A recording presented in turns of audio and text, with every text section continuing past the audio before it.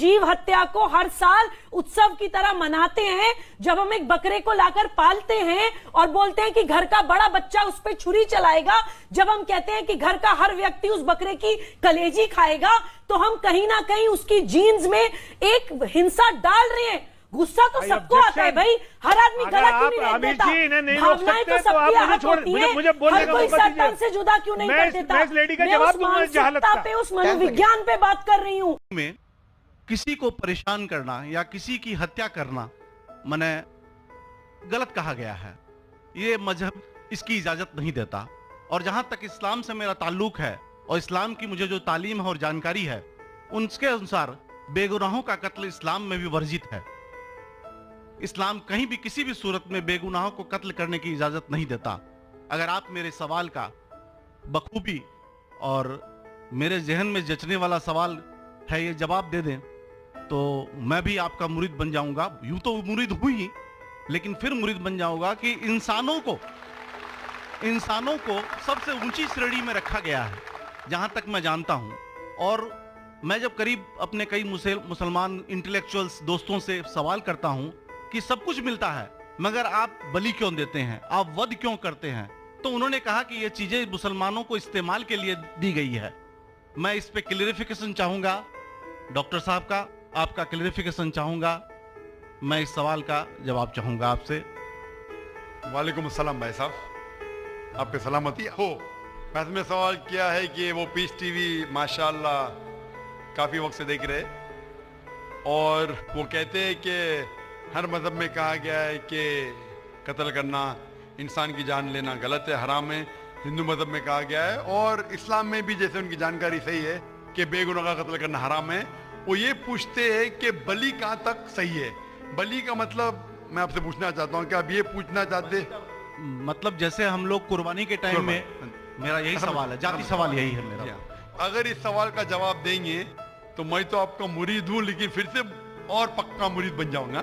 भाई साहब ने कहा कि आप लोग कुर्बानी क्यों देते हैं, और ये कुर्बानी का जो सवाल है कि हम ईद उल जुहा बकरी ईद में कुर्बानी क्यों देते हैं।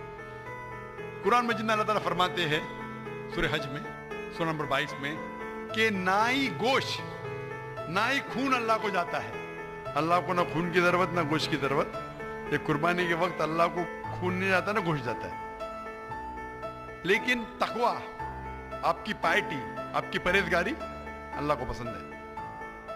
आप अगर देखेंगे कि ईद उल जुहा के बारे में क्यों हम कुर्बानी करते हैं, और वाकया जानेंगे इब्राहिम अलैहिस्सलाम का, कि इब्राहिम अलैहिस्सलाम को अल्लाह सुब्हानहू व तआला ने, उस वक्त बुत परस्ती बहुत आम थी, बुत परस्ती बहुत आम थी, और कुर्बानी इंसानों की बहुत आम थी, और हिंदुस्तान में भी आम है।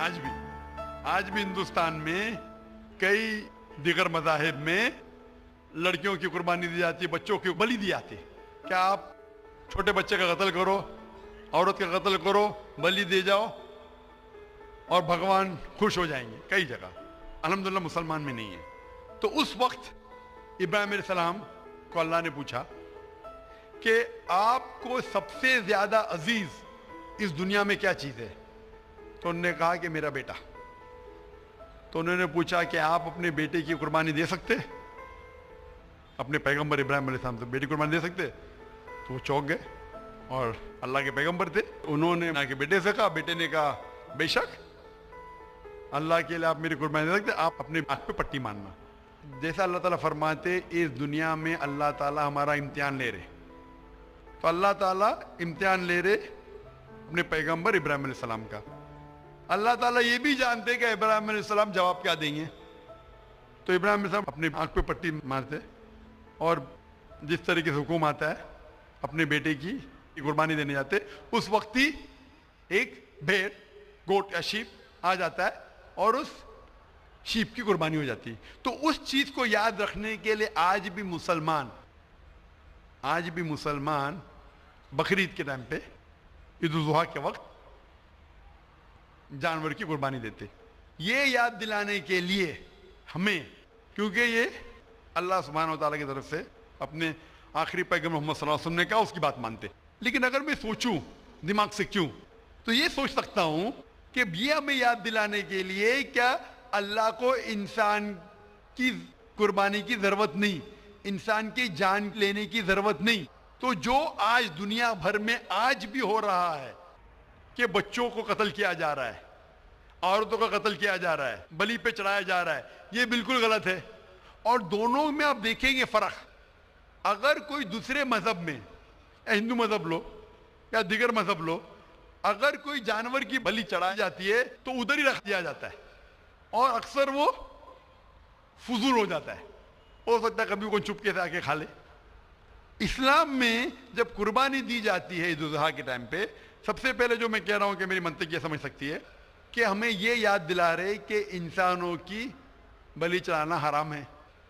اور جب ہم یاد دلاتے اور جب بکرا کاٹتے یا جو بھی کاٹتے جانور, اس وقت جب ہم کاٹتے ہم اللہ کا نام لے کے کاٹتے, اور جو بھی جانور کی قربانی دیتے اس کے 3 حصے کر سکتے.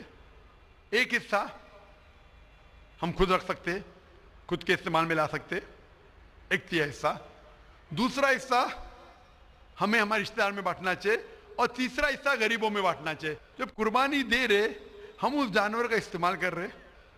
جانور کھانا الاؤڈ ہے کیا نہیں وہ ایک الگ بحث ہے, جس کے اوپر آپ پوچھیں تو وہ جواب الگ ہے کہ جانور کھانا صحیح ہے کیا غلط ہے, وہ ایک الگ ڈیبیٹ ہے جو ہم ابھی نہیں. اگر آپ پوچھنا چاہیں تو اگلا سوال پوچھ سکتے.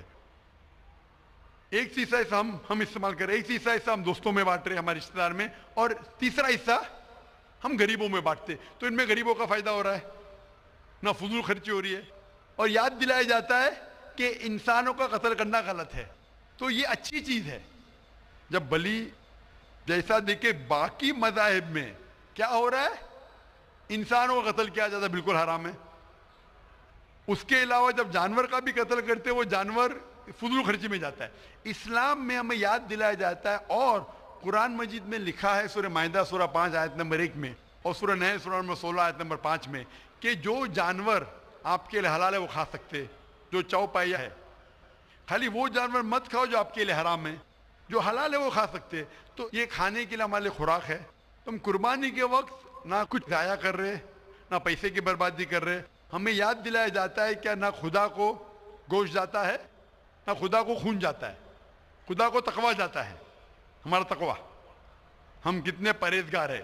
اور ساتھ ساتھ اس کا استعمال ہوتا ہے. ایک 1/3 حصہ میں کھاتا ہوں, رشتہ داروں میں بانٹتا ہوں, اور آخری 1/3 حصہ میں بانٹتا ہوں غریبوں میں. تو اس سے فائدہ ہوتا ہے. تو اس میں کیا غلط ہے بنسبت دوسرے مذاہب میں؟ آپ دیکھیں گے اس میں نقصان ہی نقصان ہے. انسان کا قتل ہو رہا ہے, اور جانور کو بھی اگر بلی چڑھائی جاتی ہے تو فضول خرچی ہوتی ہے. بنسبت اسلام میں بقرعید کے اندر فائدہ ہی فائدہ ہے. ہوپ دان سے بہت خوب, آپ نے یہ بہت اچھا فرمایا. میں آپ کے جواب سے کافی سنتشٹ ہوں. اور جاتے جاتے ایک آخری سوال کرنا چاہوں گا کہ اہنسا کو اسلام کس نظریے سے دیکھتا ہے؟ اہنسا کو اسلام کس نظریے سے دیکھتا ہے؟ میں صاحب کا آخری سوال ہے کہ اہنسا کو اسلام کس نظریے سے دیکھتا ہے؟ عام طور پہ ہمسا حرام ہے. اسلام آتا ہے لفظ سلام سے, اس کے معنی ہے سلامتی, امن, شانتی. اسلام کے معنی ہے کہ شانتی حاصل کرنا, اپنی خواہش, اللہ کا جو پیغام ہے اس کے مطابق اپنی زندگی بسر کرنا اور امن حاصل کرنا, اسے کہتے ہیں اسلام. ہمسا عام طور پہ حرام ہے. لیکن اگر مثال کے طور پہ ہم دیکھتے ہیں ہر دیش میں قانون ہے, قانون ہے کہ چوری مت کرو, کسی کا قتل مت کرو. لیکن قانون کے علاوہ پولیس بھی ہے کہ اگر کوئی قانون کو فالو نہیں کرتا ہے, کوئی چوری کرے گا تو پولیس اس وقت زبردستی کر سکتی ہے, پولیس فورس کا استعمال کر سکتی ہے, پولیس کبھی کبھی ہتھیار کا استعمال کرتی ہے امن اور شانتی برقرار رکھنے کے لیے دیش میں. اسی طریقے سے اسلام میں ہمسا عام طور پہ حرام ہے, لیکن ہر انسان شانتی نہیں چاہتا ہے. کچھ انسان جو اشانتی چاہتے ہیں اور جو اللہ کا فرمان پہ عمل نہیں کرتے اور شانتی کو بھش کرنا چاہتے, اس وقت اسلام اجازت دیتا ہے کہ آخری مرحلے پہ آپ ہمسا کا استعمال کر سکتے شانتی لانے کے لیے. ہمسا کا استعمال کر سکتے شانتی لانے کے لیے, خود کے فائدے کے لیے نہیں. اسی لیے عام طور پہ جتنے بھی آپ نے دیکھے ہوئے ہیں جو جنگ اللہ کے رسول لڑی, اکثر وہ تھا سیلف ڈیفنس میں. अगर कोई चोर मेरे घर में घुसता है और मेरी बेटी से बदतमीजी करता, मैं क्या कहूंगा? मैं अहिंसा में मानता हूं, मैं हाथ नहीं लगाऊंगा। मैं मेरी चूड़ियां नहीं पहना होगी हाथ में, मुसलमान हूं लेकिन चूड़ियां नहीं हाथ में पहना हूं। आपके घर में कोई चोर घुसता है और आपकी बेटी से बदतमीजी करता, आप क्या करेंगे? जी हाँ, मैं मुकाबला करूंगा।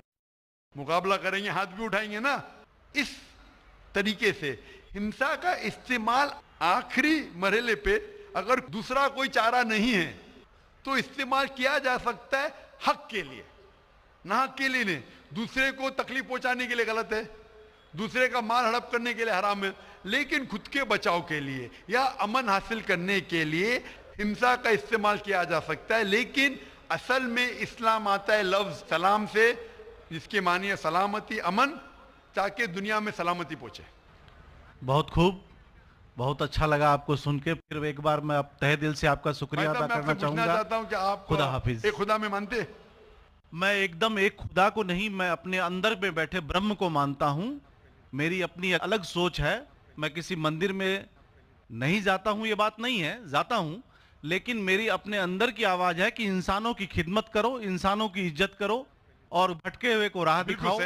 मेरा भी यही है। और मैं किसी इंसान में, हिंदू हो चाहे मुसलमान, मैं इस खुले मन से आगाज करता हूं। मैं किसी से भी भेदभाव ना आज तक किया है, न कभी जिंदगी में करूंगा। मेरे लिए इंसान जो पैदा किया है वो ऊपर वाले ने, वो सभी एक हैं और एक रहेंगे। आपने फरमाया कि इंसान की खिदमत करना चाहिए, इंसान की मदद करना चाहिए, लेकिन मैं ये पूछना चाहता हूं कि आप एक खुदा में मानते हैं? आपने कहा।